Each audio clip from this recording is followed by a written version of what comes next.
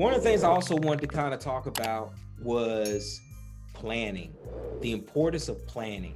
When you talk about weighing your alternatives and not putting everything into one area, it definitely takes planning, right? Yeah. And you definitely have to plan to succeed, or you're gonna be planning to fail. I'll just put it like that, right? Either you're planning to succeed or you're planning to fail. Yep. And so one of the things that you definitely have to do in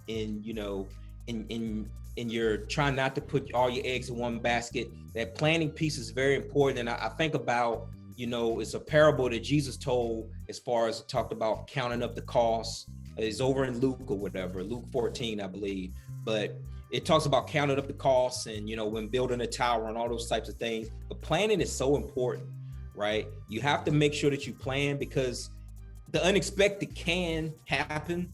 And, Murphy's Law, what can go wrong will go wrong, all those types of things sometimes. Yeah. But you just have to make sure that you don't, when you're thinking about, if you're going into a business venture, go in with eyes wide open and think, okay, this is my plan, this is my goal. But if this happens, this is how I'm going to adjust. If this happens, this is how I'm going to bounce back. Things like that. Because otherwise, if you go in with just, one thing,